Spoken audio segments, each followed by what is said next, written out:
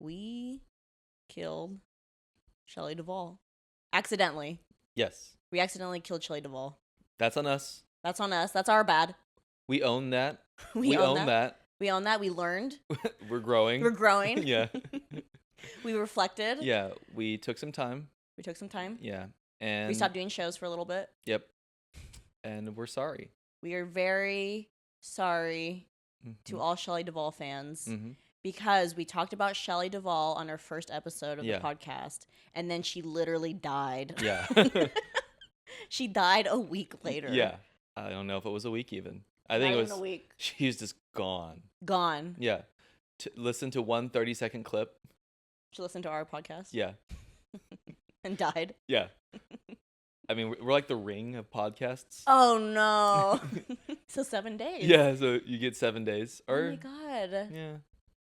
Okay, but it's only if we talk about them, right? Yes, if we mention you specifically on mic, you have 7 days. And you listen to the episode, you have 7 days. Mm-hmm. So does that mean people are going to get like a phone call or they're going to get like a commercial ad on a podcast? Yes, no, Grandma. They're going to get a text message. I ain't a grandma. No, they're not going to call them. That's true because they wouldn't answer. Yeah. I never answer my phone calls. Yeah, exactly. Okay, a text that says... Yeah, 7 days. Well, how are... It's a voice message. Okay, I was about to say. It says, yeah, you know, like, listen to it. Okay, that makes more sense because how do you make 7 days scary? Unless it's like the invisible ink on an iPhone. Oh, yeah, it'd be fun. Yeah, they have to like swipe it and then they can see. Yeah. Okay, but what if you have an Android? I don't know. You should be dead anyway. Yeah. We'll kill you sooner. Yeah. Okay, so we're so sorry, Shelley Duvall. It's actually really sad. We love you, Shelley. We love you, Shelley, and we're sorry that we might have killed you. Because everyone kept texting us and being like, your podcast killed Shelley Duvall. You did this. So we have to be careful and mindful of who we talk about. Yeah. On this episode. So we don't accidentally kill them. Unless they deserve it. There are some people out there. Well, hey, we didn't record that 1 week, and then former President Trump got shot, but then it missed. We should have talked about him. That would have been a net positive. The world without Trump. I don't see the downside. Your dad listens to this, right? Yeah. You better be careful. He's not going to give you an allowance. He's like, what'd you say about my president? Yeah. Speaking of parents and complicated relationships, today we are going to be talking about one of our all-time favorite horror movies. We originally wanted to talk about Longlegs because it just came out. Right. But we wanted to make sure people had seen the movie before we did any spoilers. Yeah. And then honestly, one of my friends, I was talking to them and they were like, honestly, the true last scary movie was the movie that we're going to talk about, which is, want to say it together? Sure. Hereditary. Oh, that was much better than mine. Thank you. Is this why they pay you the big bucks in voice acting? Yeah, it's an all-time favorite for both of us. Yeah, we saw it together when it first came out. We saw it in 2018. Yeah, all the way back then. It was, I felt almost moved by it coming out of the theater that first time. Like I felt like we saw sexually? Something. Yes. You see like a theater or a movie experience that you just like really come away with feeling a little changed or different. Like it was a movie that stayed with me. I think, to be honest, I wasn't crazy about it when I first saw it because there was so much hype. And in my head, I thought Hereditary was going to like invent like a new genre, like something we'd never seen before. Yeah. So my expectations were a little high because I thought like, oh, we're gonna see something we've never seen before. Like, but it was about cults and demons. What does that new horror genre like look like? I don't know. That's why I wanted them to show me. Yeah. Can you think of a horror genre that you've never seen? We've kind of done it all. I don't know, like I guess porn. Like if horror porn. Like if the Hereditary family had been like all like step siblings and step parents. It could have gone a different way. Quinn, give me your phone. Like, You went to the bathroom before this. Yeah. It could have like that. I think that would have been pretty interesting, right? A horror porn movie. Yeah. Toni Collette's character getting stuck under a table, like a table. Can you shut your damn mouth for Like once? she's possessed. Whoa, you can't do this. You're my stepmom and a demon. Oh, you're pissing me off right now. You are so pissing me off right now. Okay, well, what we were saying prior to that. Again, your dad listens to this. Yeah. Actually, he might be like, that's not a bad idea. Yeah. Or you turned it off already. Yeah. He disowned you already. Yeah. And out of the will, little X through my name. If your parents pass away, Yeah. well, when they do, because we all pass away. Not that I'm wishing that upon your parents. Yeah. Will you inherit anything? I don't know. Maybe. Probably like your parents' house. Sure. Yeah. That's nice. I mean, it's sad if that happens, but nice if you get like a nice house out of it in Austin, Texas. I get. Yeah. Sure. My parents don't own homes, Mm-hmm. and so I always joke and I would say, because my dad was like a big advocate for illegally burning DVDs. Mm-hmm. So I was like, if my dad died, He was an advocate for it though. yeah, he went to a lot of rallies. He was lobbying his local congressman, like, let people do this. Yeah. But he partook. You mean he was a purveyor? He sold. Don't be using them big words around me. He sold illegally burnt DVDs out Yes, of like he did. a trunk. Yes. It was in a trunk. It was out through our house. Okay. We called him the Blockbuster Bandit. Yeah. He just walk up to the side of the house. Wasn't the side. People came inside. Yeah. But anyways, what I was getting at was the only thing I would inherit is like the Fast and Furious franchise. He even got like the hidden like 11th one. Yeah. But there's like a treasure map. I can't. When he dies, I have to find it. Hey, mija, look. You can't say mija. Not you, white man. Not you. You can't say that. I'm not allowed to do that. Mija. That is what he calls me. Yeah. Because that means daughter Uh-huh. in Spanish.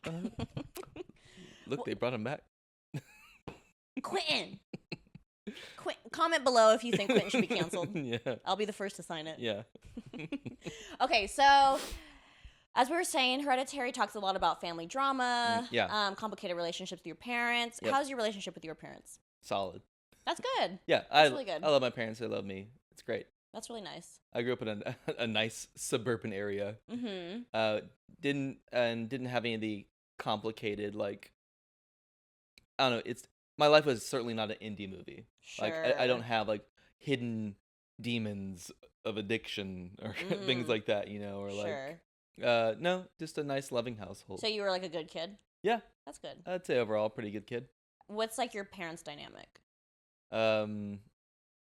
They're one of those like few couples I know. They're been together Because like you're still together, right? my whole life. Yeah, they just like they stuck with it. They said I do, and then That's unheard of nowadays. yeah, they're still and I advocate for this. Speaking of avocation, they got married in Vegas, like kind of elopement style. And look, it stuck. So not every Vegas wedding ends in divorce. It's a city of love.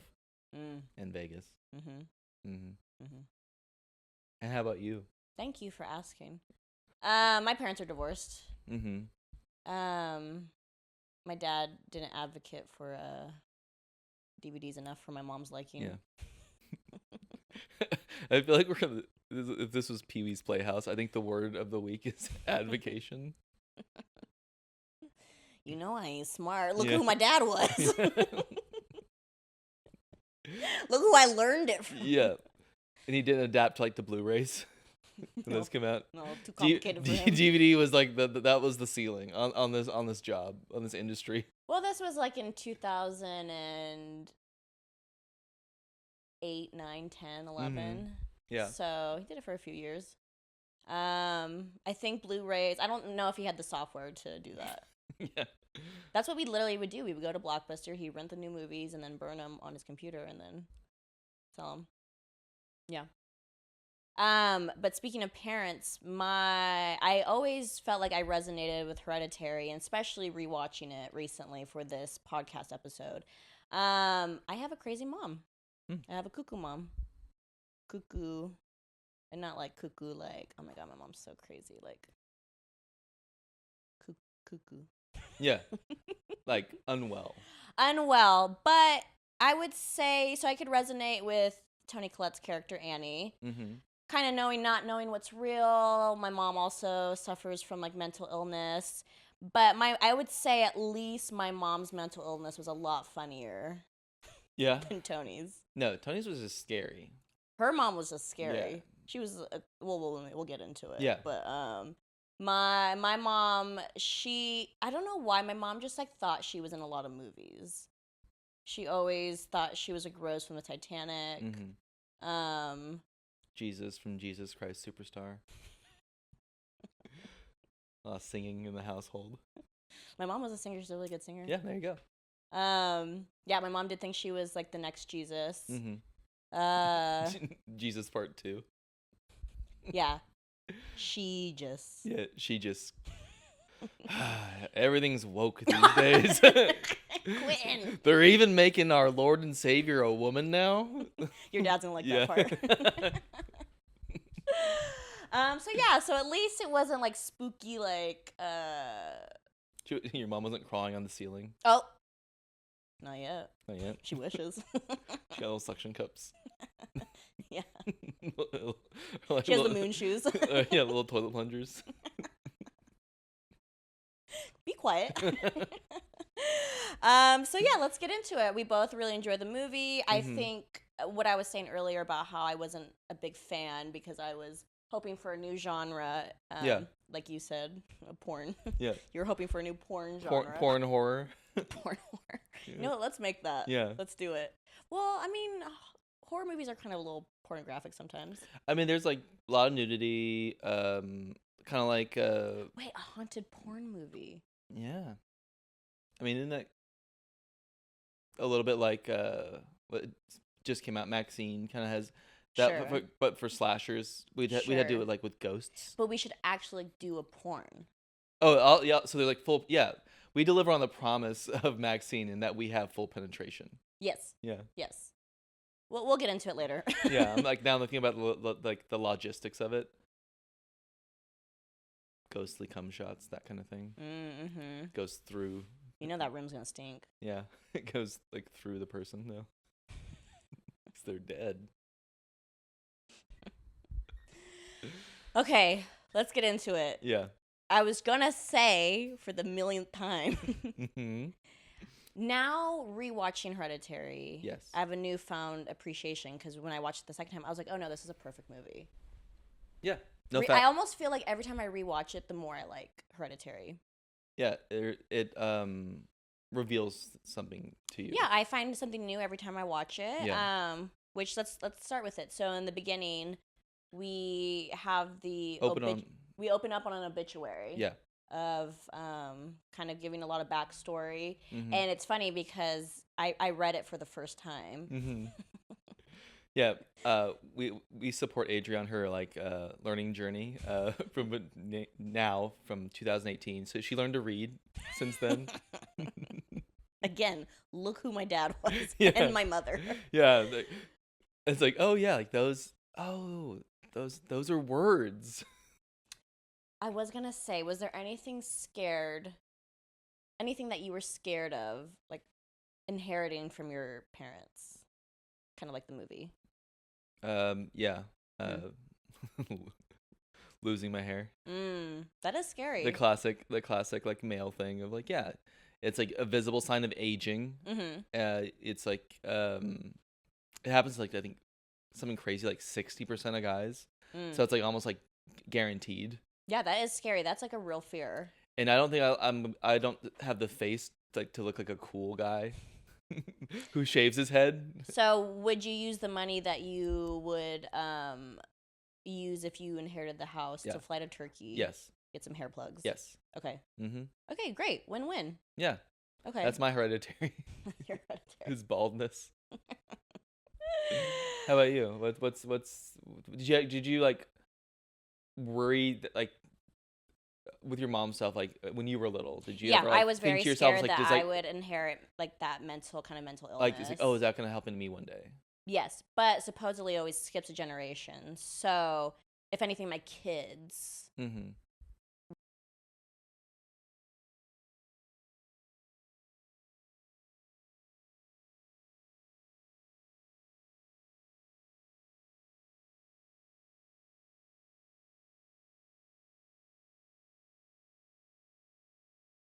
In a way, it's a movie series about family. Two things that Hereditary and the Fast franchise have in common is it is about family. I'm not gonna lie to you, I've never seen Fast and Furious. Well, That's a boy movie. it is a boy movie, but Vin Diesel often is talking about like liking Coronas and just saying family, family, something to that effect. I think you could do a better Vin Diesel than Yeah. that. And I'm Vin Torino, and I steal cars, and I love my friends. They're like family. Okay, can you do that, but as Tony Collette's character in Annie? As Annie? Oh my God, Mom, you you cut your head off. What? That's not what family does. Something to that effect. And then you hear like a Corona cracking Yeah. open. Relax. I'm an island.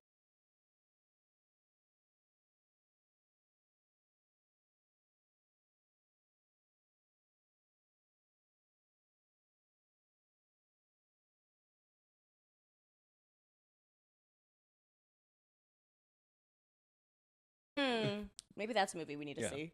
Oh, I know who's Charlie. Quentin. So that's how Paul Walker really died. He ate some bad nuts and stuck his head out the car window. What? Too soon? Yeah, it's too soon. Yeah. Okay, we have to talk about Yeah. this movie. We opening scene. How many times are we gonna open this up? Well, I don't know. I think it's open. We're at a funeral. We're at a funeral. Yes. Toni Collette. Yeah. Plays Annie. Mm-hmm. Who is the main character of this movie. Yes. Her mother, her mentally ill mother, just passed away. Yes. They were estranged. They had a strained relationship. She gives a eulogy at the funeral. Mm-hmm. Really goes in on her.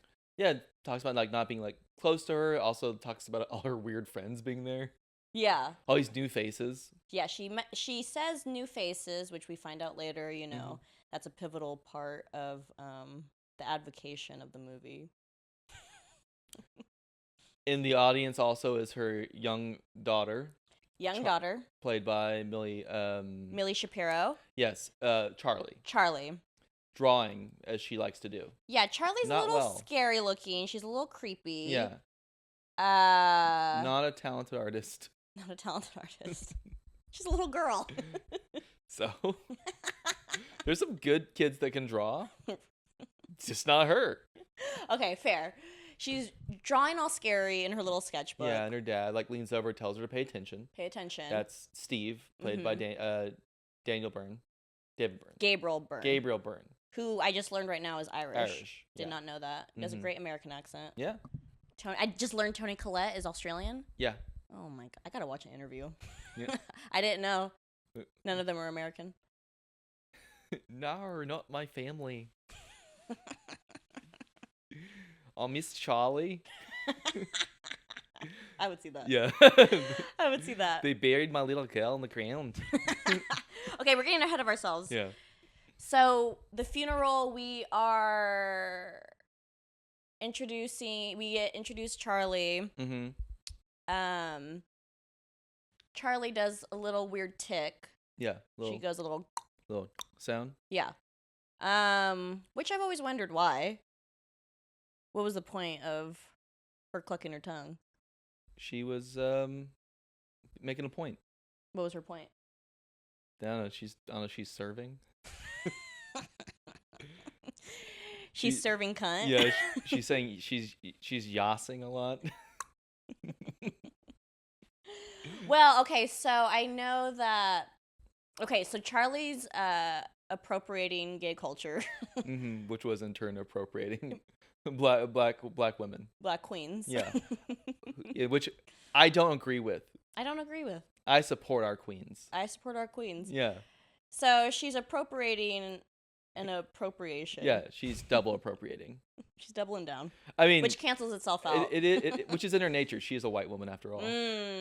She may be a little girl, but a white woman at heart. You can see. Speaking of hereditary and genetics, she couldn't help it. She was born.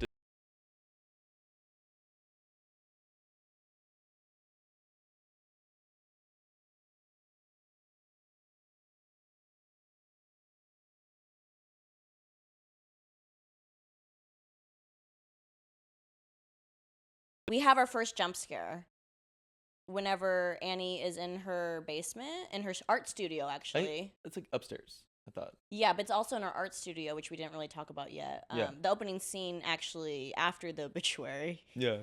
opens again. Yeah, reopening. Reopening. And we see Tony's art. Yeah, she makes little figurines. She's a miniaturist. Mm-hmm. Like, she does, like, art through miniature, like, in, like, capturing, like, real life, like, in, like, very detailed settings. Like, yes. Which I think we discussed a little bit off mic. I think it's, like, her way of reclaiming control over her chaotic life. Right. You know, like a lot of, like, horror movie fans do. Yes. It's like the world's big and scary, and if you can find a way to reclaim some, like, power back from that, I think it's very, like, alluring in that regard. And I think that is kind of like what her character would be doing, why she would be attracted to something like that. Right. Yeah. Whenever she would do that, it just made me think of those little homies. Like from gas stations. Yeah. Did you ever have those little homies? No, we had. You weren't allowed to. We had suburbs. We had little buddies. Just like white guys in polos and salmon shorts. It always makes me think because, like, my favorite toy as a kid was Polly Pockets, and I liked the homies because they were about the same size. Yeah. So the Polly Pockets would get with the homies. Polly Pocket's dad is, like, mad at home. He's crossing his arms, checking his watch. Where's she at? She's at the club. She's at the club. The homie's showing her a good time. Yeah. She's leaning back. They go on rides in his car. Yeah. All right, so we and then I think we Steve is, like, a psychiatrist because they have a nice house. Yeah. So this is a wealthy family. I don't know if, like, playing with little dolls pays the bills. So sure. Someone is doing all right. Yes, exactly. And to go back to the funeral scene, we have an open casket of the mother that died, which is Charlie's grandmother. We, for the first time, see the symbol, the cult symbol, on the grandmother's neck. Charlie sees this creepy guy smiling at her to the side, which I think the first time I watched it, I was like, okay. Like, nothing significant, but then you find out later that he's a cult member. Yeah. And then we also meet Peter, which is played by Alex Wolff. And he was originally in the Naked Brothers band. Something I learned. Something you learned recently, but never watched. No. I was a big fan of the Naked Brother bands. Why were they called that? Because they were brothers. I don't know yet if they've ever been naked. I mean, that would tie into, like, the whole, like, maybe they were cult members. Oh, okay. His brother was, like, in the back with a little guitar, just covering his pelvic area. Yeah, because you have, like, all the scary cultists, and, like, here's this little guy, like, noodling on the guitar. Yeah, I think I was just about to miss that era. So I feel like when I started growing up, I, like, older and kind of outgrowing that. But there was one song that I did like. What? And to me, it always, like, I don't know why, it gets stuck in my head at least, like, once a month. But it's that one song from them that's like, long distant relationships will kill you. That's the only lyric I can remember. It sounds great. No, it was so stupid. But anyways, Alex Wolff, he does a great job in this. Yeah. And then we find out about Charlie's nut allergy. Because Charlie clearly likes sweets and takes a big old chomp out of a candy bar. Big old chomp out of the candy bar. Yeah. And then Annie, her mom, says, "Oh no, we don't have the EpiPen." Right. Which is kind of foreshadowing of what's going to happen later. And also, clearly, it was like a Hershey bar of some kind. Those things are flat. The ones with nuts, they're big. They're bigger. Like, as a candy enthusiast, I was like, clearly no nuts in there. Nothing to worry about. Well, you just got to be careful.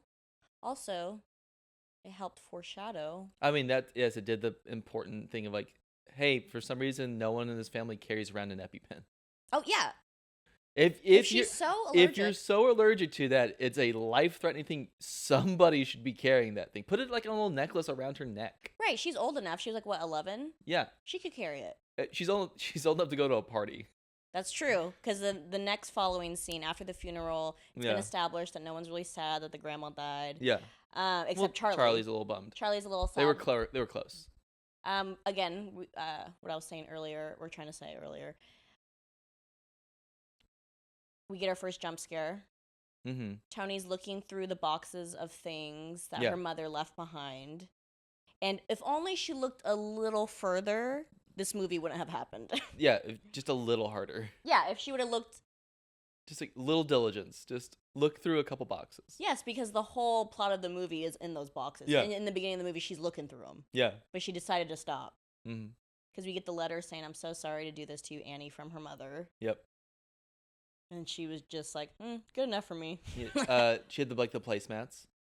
The placemats, which were pivotal. Yeah, for identifying another character down the line. Mm-hmm. And she turns off the light. She sees her mom in the corner. Mm-hmm. And it spooks her. I would be spooked too. Yeah. And I like that they acknowledged it. Like, she goes to the next scene, she goes to the bed, and she's just like, "Oh, I got scared." Because I feel like horror movies don't do that enough. Like, they'll brush off the weird, like... Yeah, they won't be like, "Oh my god, I just saw a demon in the corner. Like, I'm scared." All right, good night. Good night. Yeah, like, like normal people. Yeah. Yeah, in horror movies, it's always like, I'm just going to keep this to myself. Yeah. For what? I don't want to alarm anybody. All right, so we have our cast of characters. Mm-hmm. Grandma's dead. Mostly no one cares.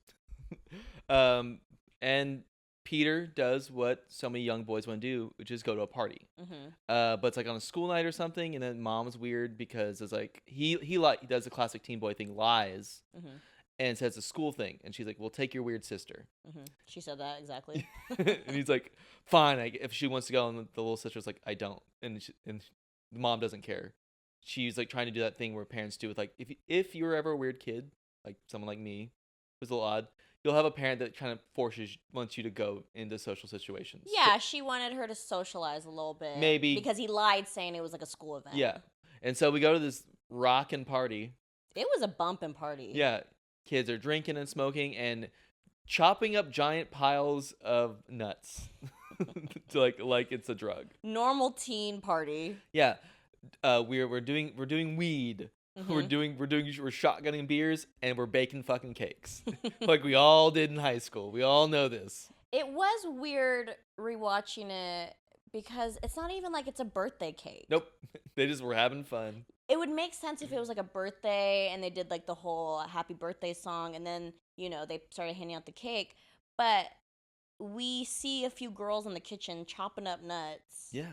A lot of nuts. It was like too much nuts. Again, how many nuts do you think go in a cake? Because it was a pile. A pile of nuts. It was a mountain of nuts. It must have been like for the dumber audience members. It's like, hey, this might be important. Right, I guess. It was like comical. Yeah, it was too much. It was like a sketch. So, speaking of nuts, that's why Peter's there, because he's trying to hang out with this girl. And he's trying to get his nut.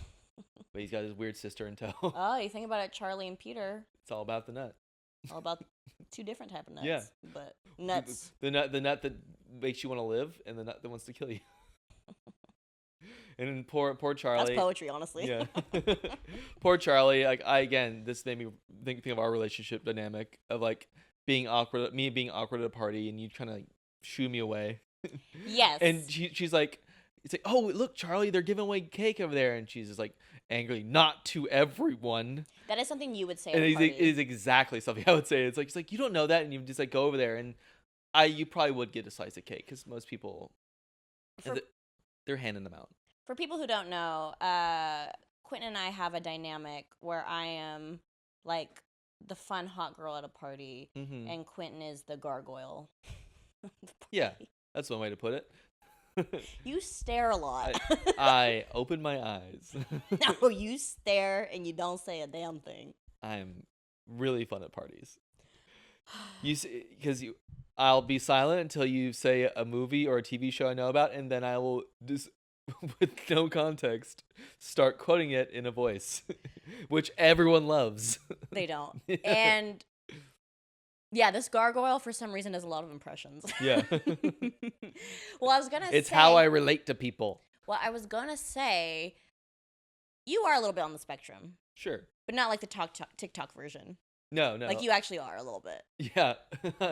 I'm not normal. Yeah. And that's fine. And that's great that that's good. And we celebrate that here. And we celebrate that here. And so it kind of makes sense that you're not like a big social butterfly. But I would say like later years, you have been a lot more social at parties. Yeah. And things like that. I just got older. Yeah. Yeah. My brain's finished cooking. Mm-hmm. And yeah. And also you make eye contact more too. Yeah. When I first met you, you never made eye contact. Oh, it's funny because I made apparently too much eye contact when I was little. My parents, Oh. a lot of like Lily coaches did not care for me. And they kind of told my parents that staring at because them? I always heard you're supposed to look people in the eye when you talk to them. So I did that, but like in a way, there's like a rhythm to looking people in the eye. You didn't blink. Yeah, you just like stared at them really hard, and I also didn't respect them. Because even as a young boy, it's like I don't care that you're an adult. That doesn't mean anything to me. Like, because you're always told like, oh, they're older than you, they know better, and like I figured out pretty quickly that's not always the case. And so a lot of adults don't vibe with that. Sure. This 7 or 8 year old child staring them down, not respecting them, turns out not a recipe for like good mentorship. And so I corrected it again and stopped looking people in the eye. And guess what? People don't like that either. So 30. That poor guy can't win. Yeah, 30 years later, I finally figured out the right amount of ways to look at people in the eye. Okay. Just the right amount. For people listening, I'm staring at a tree right.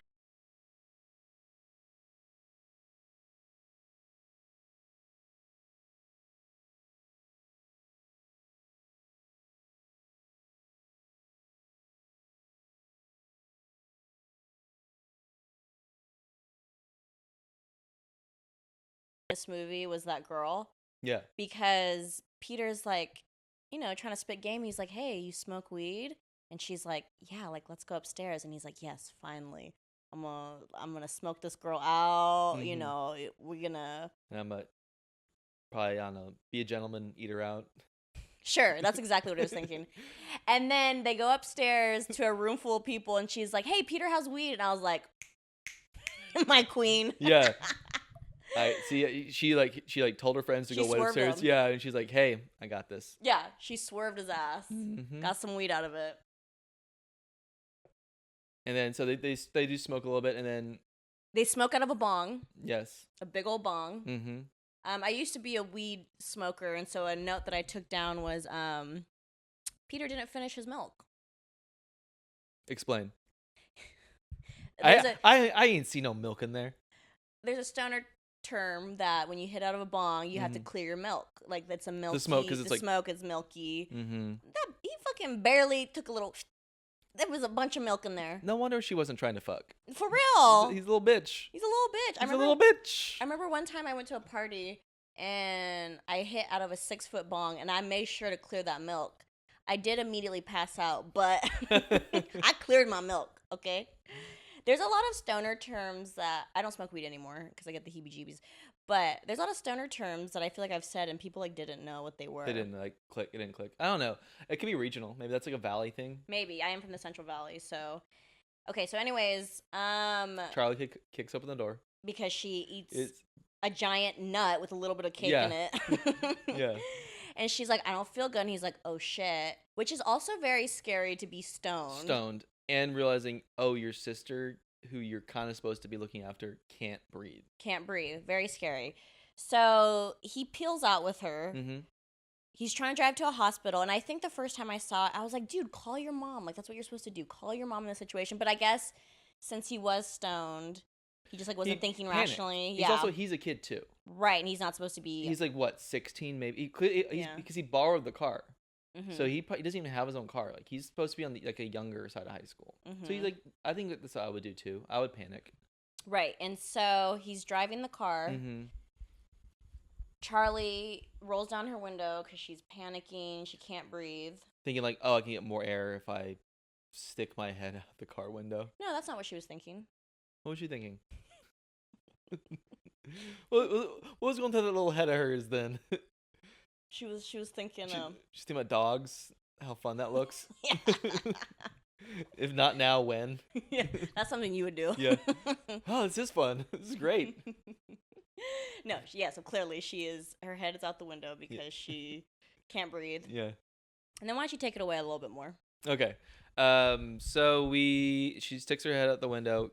In the middle of the road, it's like an antelope or a deer or something. Dead deer, which I also wondered too, because we find out later in this story that it is all planned. Yeah. Everything is strategically placed. So I'm like, did the cult like put the deer out in the road to make him swerve? Yes. I would say. You think so? I would say so. So were like the cult members just like hiding in some grass the whole time? Yeah, they're waiting. They're like they kept checking. They saw headlights. They're like, wait, nope, wrong car, and then put the deer back. Yeah, put the deer back. They had to awkwardly drag it back out of the road. They're like, oh, it's them. Bring the deer back. Bring the deer out. Yeah. He swerves. Yeah, and Charlie. We say it a lot, but Charlie truly gets her shit rocked. Her head popped right off. Because it hit a tree. And how fast do you have to be going to do that? Because it's like really fast. Because I feel like it would just like snap your neck, but your head would be kind of like just flopping around, but like still on your body. The fact that she just popped off like a doll. I mean, I think if you're going fast enough, I think it could pop off. Yeah. So Peter is like appropriately like who wouldn't be like traumatized. Right. Like you'd be in shock. So he's kind of finishes driving home at that point, goes to bed, and like doesn't even like blink. Like it feels like just like you're truly like your world is altered. It was like a nice transition, like a time lapse where you can see that he was just wide awake in bed all day. And one of my favorite shots artistically that I love in Hereditary is you just see every thought he has while he's laying in bed of what just happened, this tragedy that just happened, that he accidentally killed his sister. And then he doesn't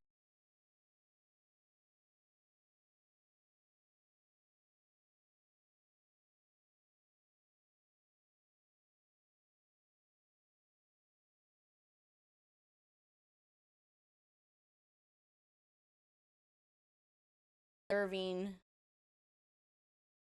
wail. Yeah. Deep in her soul. Oh, that God. sound, heartbreaking. It made me teary-eyed. It makes me teary-eyed every time I hear it. Yeah, because it's too real. It's so real.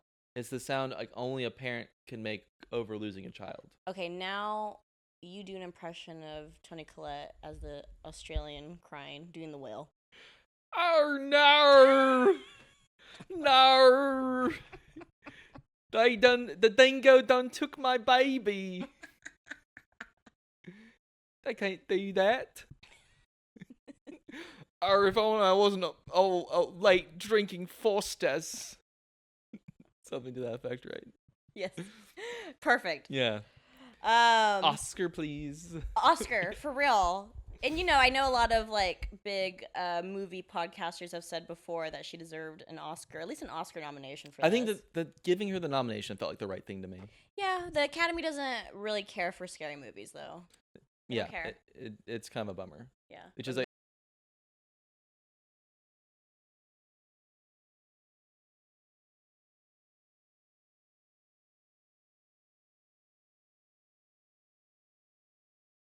so very heartbreaking. Some time goes by. Yeah.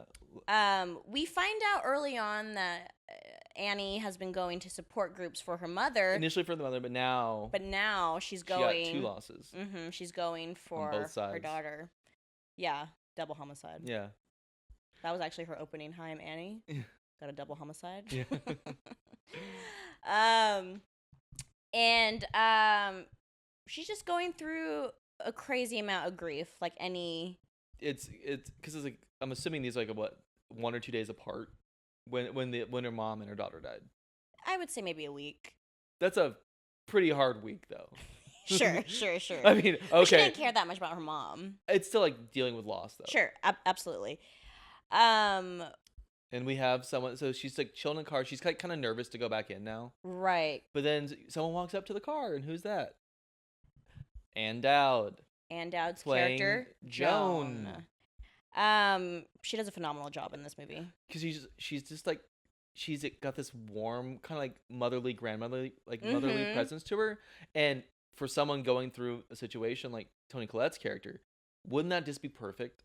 Yes. To have someone like that she reach needs out that to you? nurturing mother figure. And she doesn't even like pressure her because, again, she was in the car debating to going in. And she doesn't even pressure her to come in. She's like, are you going to come in? And she's like, no, I need to go home. And she's just like, my son died. My grandson died. Yeah. You know, relating to her that way. You know, just like not being too forward, not being too aggressive. Just like she's a master fisherman. Because then you find out later, you know, she's in the coal and probably doesn't even have kids. Probably never. I mean, I doubt. Who knows? Wait, you saying you wouldn't go? You wouldn't knock boots with Joan? Oh, I would have tried. I would try to give her a kid. Yeah. Yeah. For payment's sake.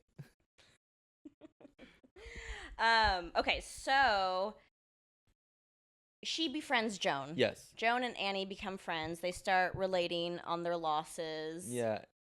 And then she kind of does a little breadcrumbing with her, like about hanging out and kind of bringing her in. And then she just runs into a parking lot. And wouldn't you know it, hey, I just met this like spiritualist medium, and turns out she can talk to the dead.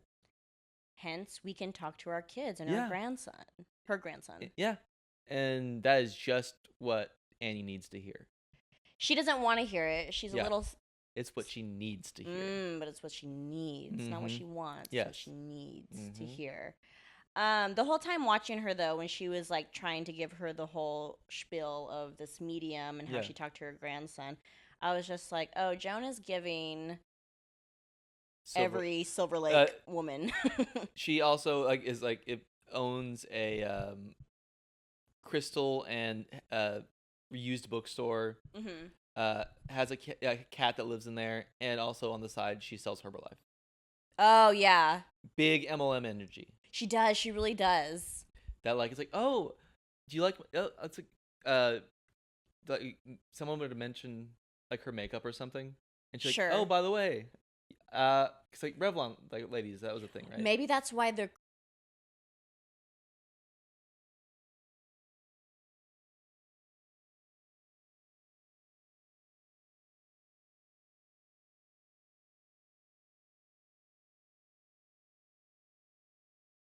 on this medium.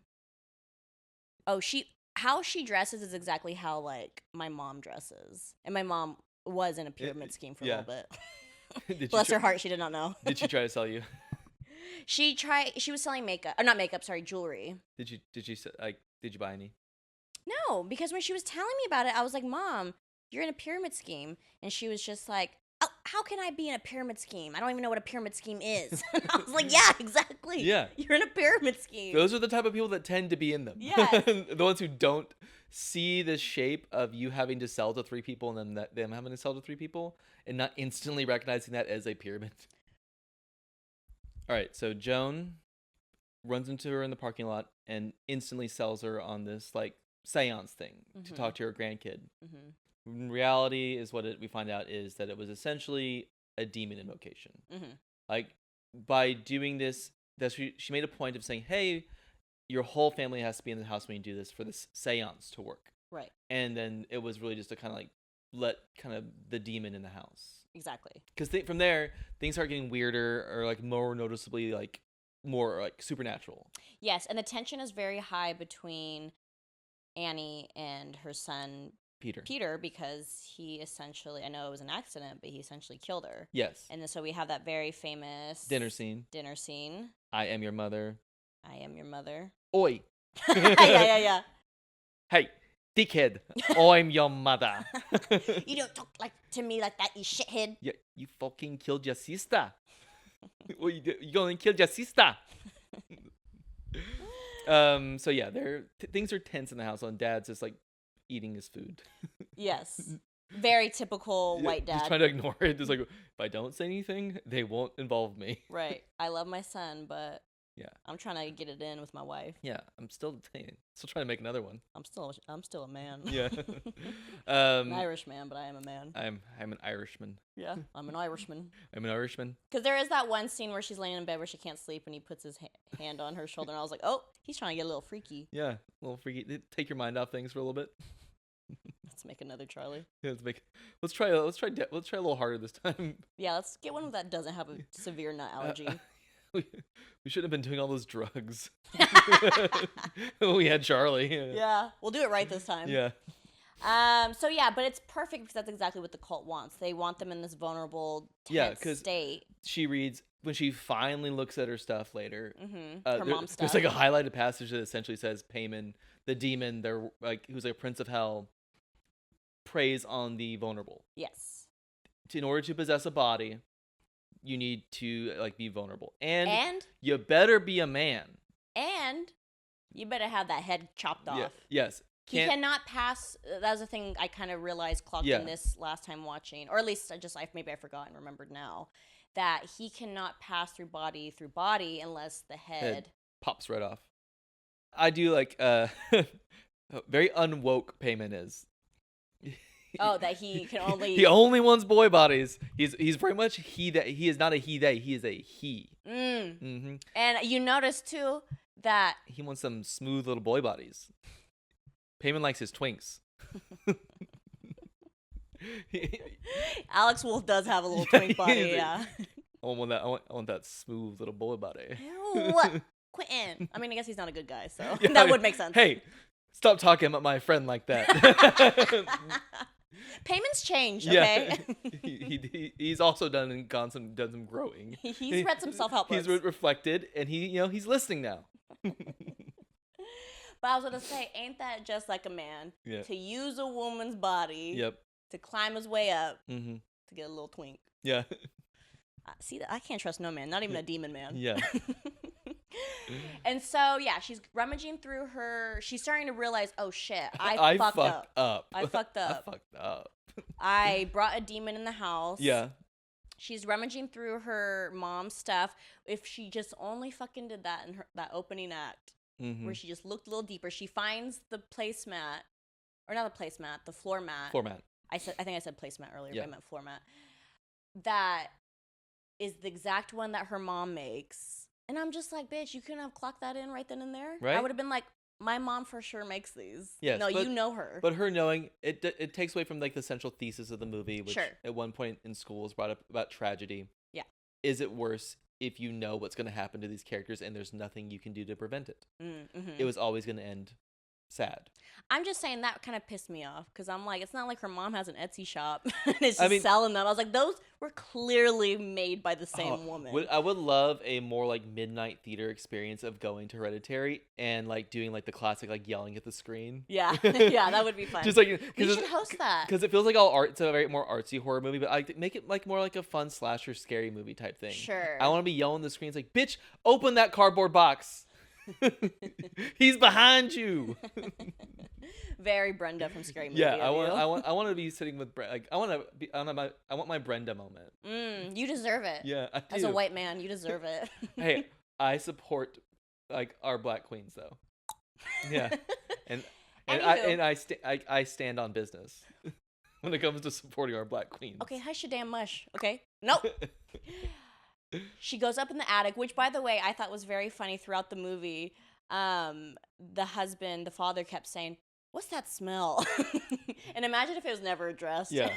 But we find out later the smell is her mom's rotting corpse. So she finds out, oh, shit, there's a demon. I'm doing my research now. Peter gets his shit rocked in class. Really does. Yeah, Payman couldn't wait. And he's trying to get up all on his chonies. Yeah, that's what Payman said in the book. I need to get all up in his chonies. Yeah. Payman's licking his chops. Is Payman my dad? Yeah. You said Mija earlier. Yeah. Payman's from the Valley. Yeah, honestly, yeah, probably from the Central Valley. Yeah. He gets to go home early because he smashes his face in the desk. Pretty good way to get out of a test. Yeah. I'm going to try that next time. Yeah. Next time I have a test. Yeah. He comes back home. He takes a nap. He is sleeping off the injuries that he just had. His concussion. Probably not the thing he should be doing. Good parents, obviously, hey, go lie down. Yeah. Honestly, close your eyes and go to sleep. Yeah. And then Tony and Colette finally comes to her husband's like, hey, this is spooky. Something's wrong. There's this book. Look, it's all about how they wanted to kill our son. Right. Burn Here's it. this photo album, too, of all this, because that's when she finds out. She starts seeing these pictures from the cult meetings. Yeah, which I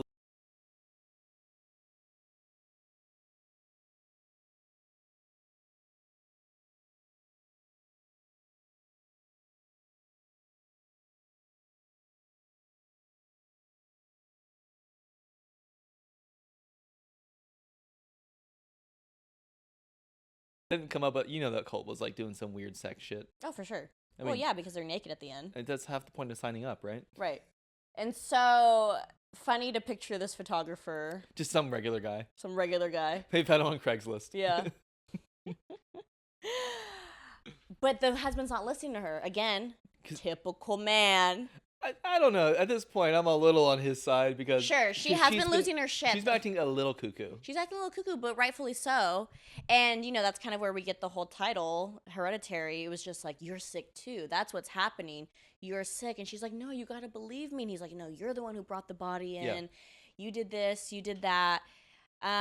We get the very famous Twitter meme of him catching on fire and Tony just staring at him. Yeah.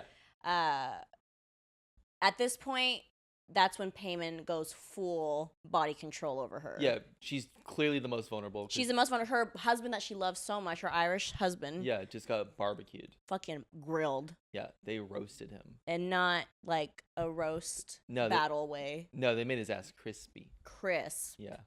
Extra well done. Yeah. He was extra crispy. He was really crispy. Because whenever gotta take his ass off the grill, he's done. Yeah, you're burning it. Yeah. Because Peter wakes up from his nap. Yes. His concussion nap. Yeah. He's a little groggy. It's nighttime, which, by the way, I love the transitions from the house. Like, any house transition was so cool. Yeah, and you know, apparently, if you look really hard outside, you can actually see some of the cultists arriving. Oh, that's cool. It's like they're not super like it's like more like you have to like revisit it, but they are outside at that point. Oh shit, that's cool. Yeah. So yeah, we have that shot of the house daytime and then nighttime. Mm-hmm. Love that shot. Peter wakes up from his nap. Mom's just chilling in the corner of the room. Yeah, remember the first time it was like your eyes? It was like a trick of like the eye adjusting to it, like it's like you haven't been used to the dark, and then you see something that wasn't there. Right. But seeing that on the big screen, that was genuinely scary. I love that scare. Right. So Toni Collette had those suction cups. Yeah. Chilling in the corner. Yep. She had her moon boots on. Because at this point she's Payman. She's just like there looking at that young supple body. Yes. And she's just like, ooh, she's edging this whole. I guess. Well, technically it's Payman, so he's edging. He's edging the whole time. He's like, I can't wait to get up in there. Right. Peter starts walking around. Do you think Payman was on the Epstein flight list? He's taking trips to little St. Ed's or no St. whatever. The island. Yeah. He's going to the island. Yeah, we go through the list. We're like Stephen Hawking, Leonardo DiCaprio, Payman. Who's Payman? Yeah. Good friends with Dan Schneider. Well, kind of. He sees his father burnt to a crisp. Yeah. We see Annie doing that little swim. Yeah, she like kind of swims around at this point. She's doing a little leapfrog in the air. Past her son, which was very scary but kind of funny. It's a little goofy. It's a little. Yeah. And Then we see Tony again on the ceiling. Mm-hmm. And then we see Tony in the corner. Yes. Running towards her son. So scary. It's genuinely terrifying because it's the wrongness of it. He's freaking out. He runs up the house instead of out. Which always pisses me off in scary movies when they just don't run out the front door. I know. Yeah. He ran upstairs. Yeah. Ran up to the attic. Yeah. And then he's freaking out. You feel bad. He sounds like a little kid at this point. Yeah, it's heartbreaking. He's like, "Mommy, stop! I'm sorry." Yeah, and then you hear like the banging, and then oh god, I love that shot of like because there's something so unnatural about it. It's the speed, but it's also the consistency with which she's hitting her head. Like there's no pause. It looks terrifying when she's going bang bang bang yeah, bang bang bang. Which at that point, see, in my porn movie, that would be not scary. That would be the best part. Because she'd just be hitting you with the Super Guck 5000. Why do you think the husband stuck around for so many? Yeah, that wasn't payment. That was all Annie. Yeah, yeah. That's why he put that hand on her shoulder. Yeah, Payman could learn a thing or two from Annie. He's like, "Oh shit, girl, this all you?" Yeah. You twirling that thing. So anyway, poor Bill Peters up in the attic. Flies everywhere. It stinks still. Stinks. Yeah. He sees decapitated grandma in the corner. Then we start seeing the cult members. Oh yeah, before he goes up to the attic, he does see a cult member in the kitchen naked. Full nude. Always scary. It's so scary. This thing, seeing it's already scary enough when there's strangers in your house, but the fact they took the time to take their clothes off. Yeah, did they come with clothes on and immediately take it off whenever he was looking? There's probably like a pile somewhere, neatly folded. Yeah. And then he also sees more naked cultists in the attic. And you pointed out someone gives him a little cunty little like wave. Yeah. Hi, Queen. Yeah, she was serving a little bit. She was serving a little bob. She had a little bob. Yeah. And then we get the scariest shot, I would say, throughout the whole movie. At the very least, it's the one I thought about for a long time afterward.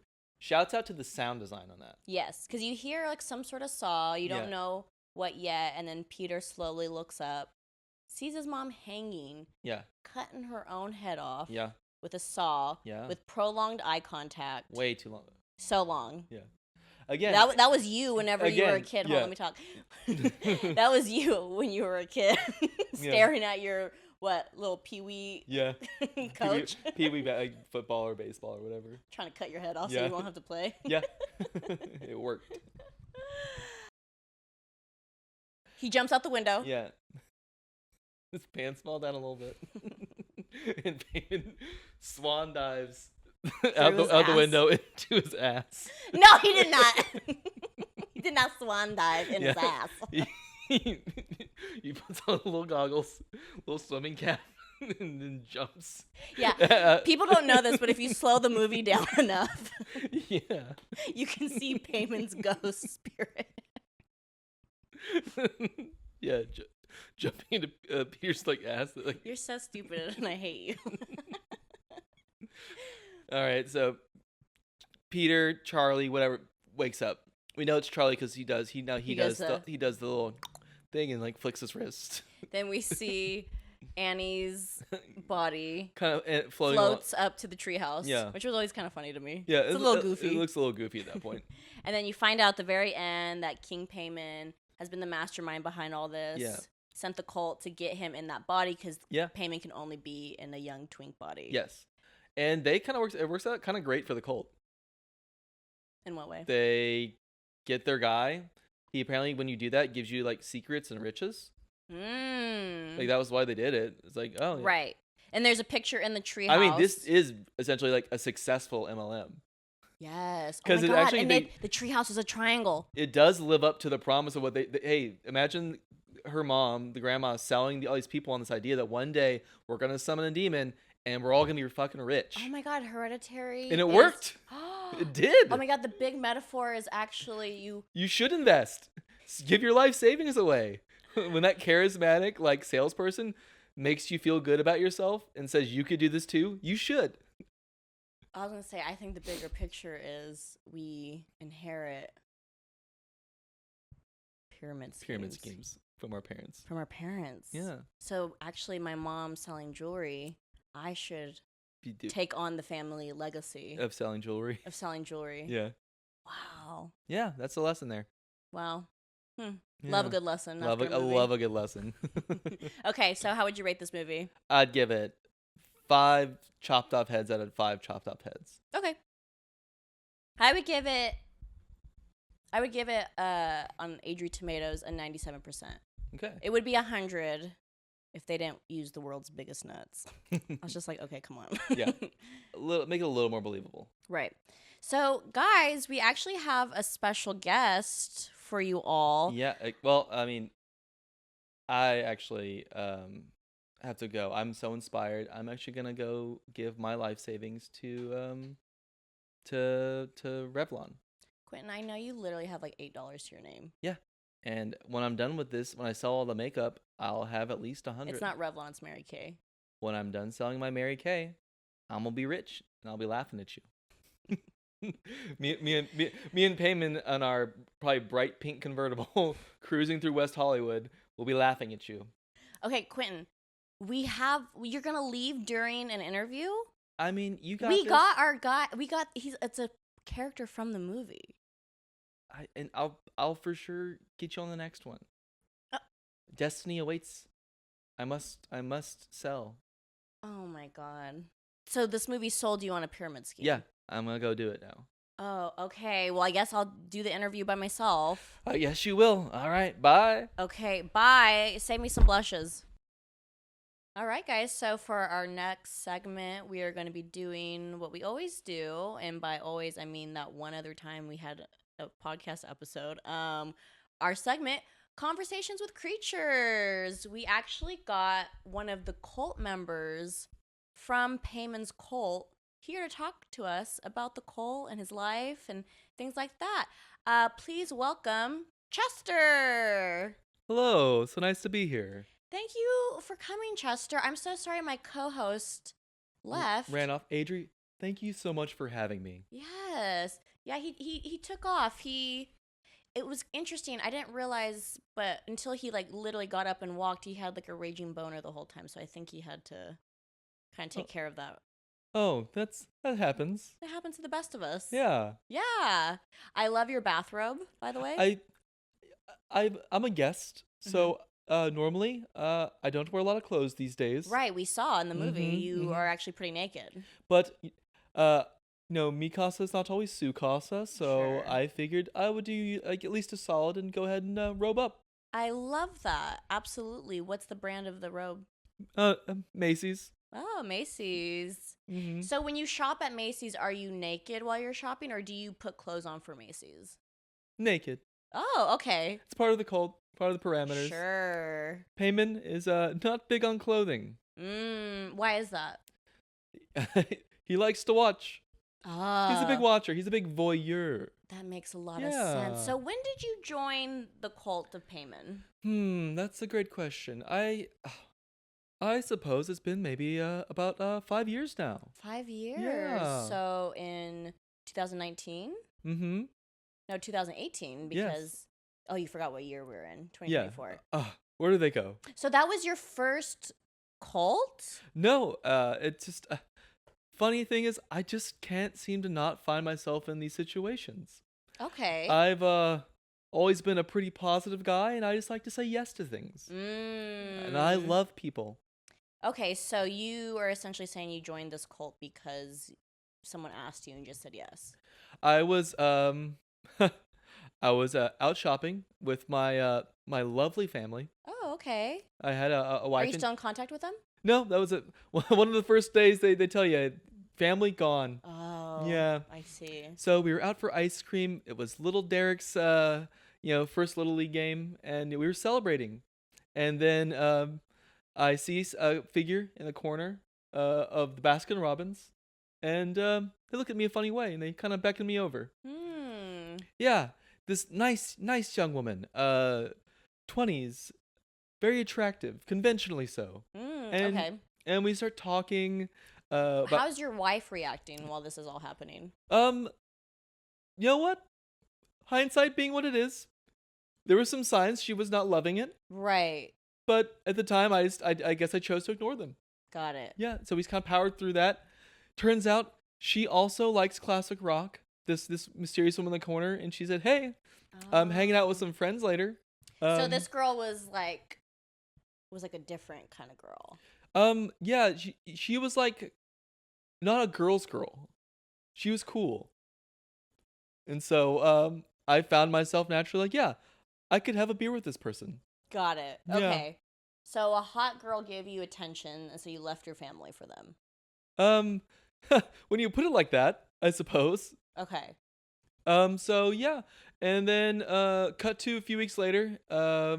We've been mostly just, lots of like drinking and group sex and playing records backwards, standard cult things. Sure. Then they hit you. Did you know you were in a cult by then? Not yet. Okay. I thought I was just with this cool group of people who like to party and have fun, and then they hit you with a sales pitch. Got it. Yeah. Okay. So you said this wasn't your first cult you've been in? No. Have you abandoned a lot of families? I think it is 5 by my count. You have 5 families out there. I suppose. I don't know if you suppose or... I don't know if they still view me as a father figure or not. Sure. But yeah, to my count, I have 4 wives, an ex-husband, and 7 kids, 12 pets. Wow. Yeah. Wow. Yeah, I've lived quite a little life. What were some other cults you were in?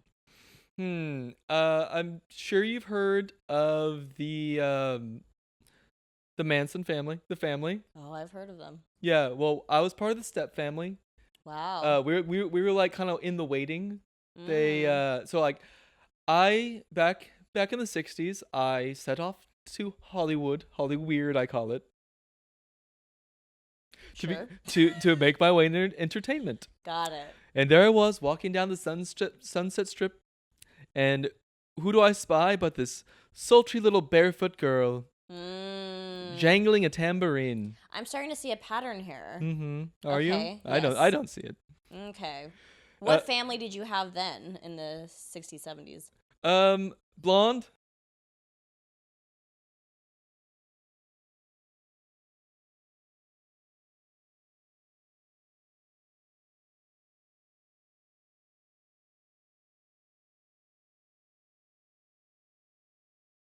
'50s. It was pretty. And she followed you out to Hollywood for your dream. Yeah, to follow my dream. I forced them. I had a pretty good factory job at the time. I said, I can't live this life anymore. We're going to Hollywood, and I'm gonna be a big star, and you can either come with me or get left in my dust. And she supported me. Wow, but then you immediately left her for a barefoot girl. Well, no, there was about 9 months of me busking on the streets while she worked night shifts at a local diner, and our kids were the busboys. Oh, it was a family business. Yeah, well, they hired my family. Just your family? Yeah, like, well, I was busy being pursuing show business, so someone had to pay the rent. So we had my wife and 2 young boys working in a diner. Got it. Okay. Yeah. The blonde family was working at the diner. What were you doing? Mostly like singing on the street, stopping strangers, asking them if they'd like to see my impressions. Can I hear a little song? What was like your go-to song?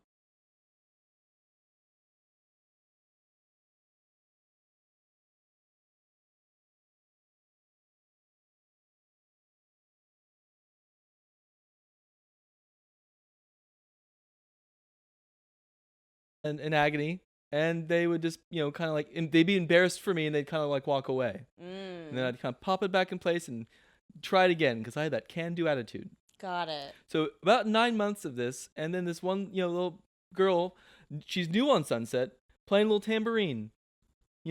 Wow. And so she sold you on that cult. Yeah, she was pretty sick. Hey, you seem like a talented guy. You should meet my friend Charlie. He's also a musician. He's good friends with Brian Wilson, or Greg Wilson, one of the Beach Boys. They were tight. Got it. And so we cut to a year later. I'm smearing blood on the walls. Don't you hate when that happens? Well, again, because I had a great time on the ranch. Yeah. For a few weeks, and then they hit you with the hard sell. Yeah. They gotta. They got it. It's like, hey, stop talking to your wife and kids. Give me all your worldly possessions, and you too will get riches down the line. So how many cults have you been in total? So that's the Manson family, there was that first Satan one in the 80s, so that's two Mm-hmm. so far. In between then, I met my second wife. Yes. Yeah, she was a rancher actually. Mm. Met her. They took over So you connected on that. Spawn Ranch. Yeah. Okay. Raised the horses. She was sterile from all the riding, bouncing in the saddle. Your eye twitched when you said that. Well, I wanted to have kids. I wanted to make it work. Sure. Yeah. Sure. But you guys had pets instead. You said you had, what, 12 pets? Mm-hmm. Okay, so you had pets instead of children with that marriage. Yeah. Until one day, we're taking a trip back to see her folks in Chicago. Mm. And I see my first improv show. Wow. And that was You got the that itch. was life-changing. Okay. And wait, this was in the 80s? Yeah. I didn't know improv was. It's been around since the 60s or 50s, even earlier. Wow, I didn't even know the that. form was basically invented in Chicago. Got it. So you got the performer bug again. Yeah. Turns out now that's really like a cult. Sure. Yeah, they asked for all your money. Great. I was gonna say because I found you through Groundlings. Mm-hmm. You have your Groundlings and.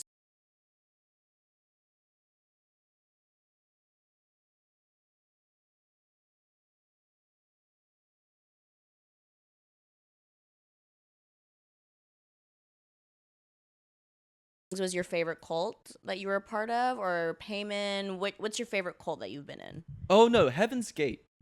Oh, okay. We got to wear those sleek little track robes. Loved all the Nike gear, and they sent me out for more Kool-Aid. Mm-hmm. That's the only reason I didn't get to join them on the ship. By the time I got back, everyone was dead. Ah. Apparently, there was enough Kool-Aid all along. Oh. I think they just wanted me out. I don't think they wanted me on the ship. You think they killed themselves? Yes. No, I think they didn't kill them. They left their earthly bodies. They left their earthly bodies, Mm-hmm. but purposely left you out. Yeah. I get the feeling I'd maybe overstayed my welcome a little bit. Okay. In what way? I was this is on me. I said I can't get that pesky showbiz bug out of me. I kept trying to get them into improv. That would make anyone kill themselves. And apparently, that was a big no-no because that seemed to kind of like take split focus.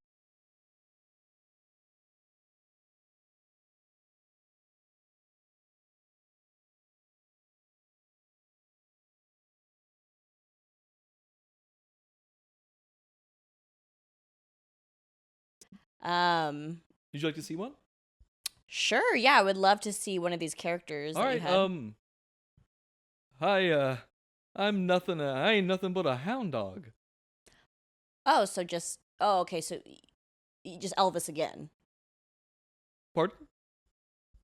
Oh, so you only You do think Elvis? You think that sounded like Elvis? I don't. Oh, that was 1,000%. Well, who else could that be? I don't hear it. Who was that then supposed to be? Just a guy, greaser guy. Yeah. Okay. I don't hear it, but okay, I'll take your word for it. Okay. I don't think you'd. So you did Elvis songs on the street. Yeah. And then you did greaser characters. Yes. That sound a lot like Elvis. They wore a lot of sequins. They twisted their hips a lot, which to this day still hurt me quite a bit. Mm-hmm. Caused me a lot of agony. Mm-hmm. But I'm a trooper. I said just pop them hips back in place and try again. I don't know if you should do that. You should probably go to a doctor because it keeps happening. No, I don't believe in Western medicine. Oh, that makes a lot of sense. Yeah. Okay, so they all drank the Kool-Aid so they wouldn't have to do improv scenes with you and hear all your character impressions. Mm-hmm. Yeah, so that was the 90s. And that's when I met James. James. Yeah. First husband? My first husband. Your only husband? My first and only husband. Mm-hmm. He was actually the bag boy at the grocery store. Oh, okay. So you had like a little meet cute? Yeah, we were like talking about like I was talking about like going to the parties, like saying, "Hey, that's a lot of Kool-Aid." Because I was only buying Kool-Aid at the time. Right, exactly. And said, "Oh, it's for a big fun party. We're gonna ascend later. Maybe you could swing by." Okay. And so when they ditched me, I didn't really know what else to do. And then James shows up, and he was interesting. Because there's all these like dead bodies there, and he just kind of like brushes by it. brushes over it. Okay, so yeah, he's very supportive of you. Instantly gets behind me. Okay, so where did you guys get married? Nevada. Oh yeah, uh-huh. In Vegas. Did you have a regular guy impersonator? Yes. A regular greaser impersonator. I'm pretty sure that was Elvis. No, I don't see how that would be. I don't see it. You don't see how the Elvis impersonator is Elvis. What? Just because he had a large pompadour, sunglasses, a cape, sequined white outfit, you think that's Elvis? Yeah, you literally described Elvis. No. You know what? But I'll take your word for it. Sure. Okay. Great. So what are you doing nowadays? Still in the same cult? Well, yeah. Seeing a little less of them these days. Yeah. Yeah. They send me out on a lot of errands. Okay. It's like, hey guys, like DoorDash exists. We can just get it brought to us. And it's like, no, you go. It does seem a little suspicious because I've been pitching a one-man show. Okay. And I've been trying to help them workshop my ideas. Got it. And how are they taking to it?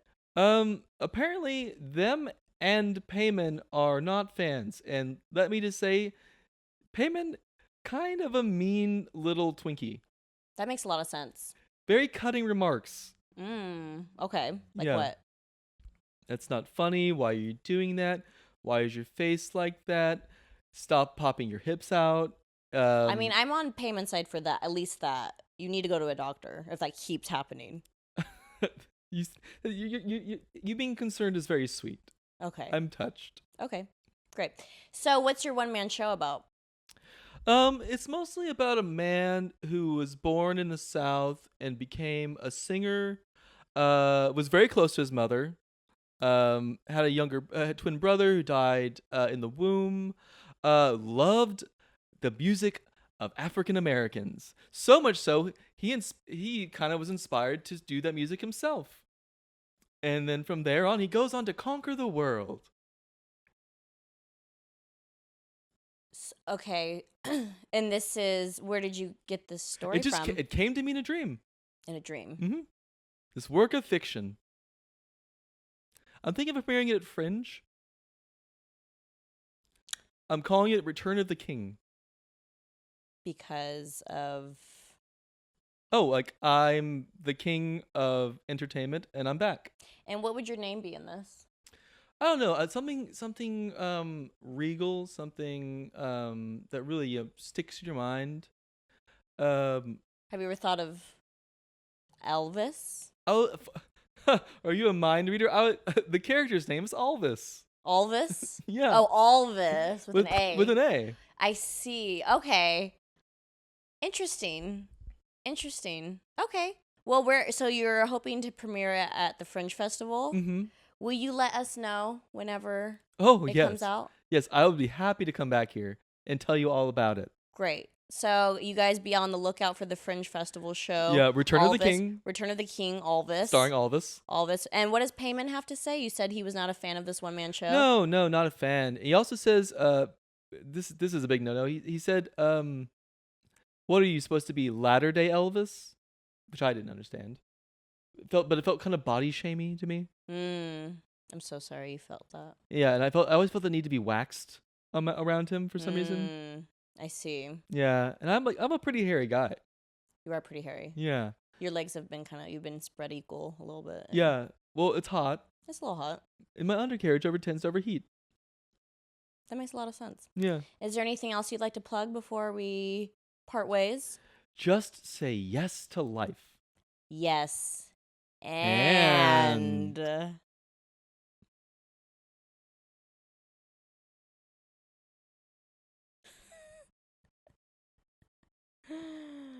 All right.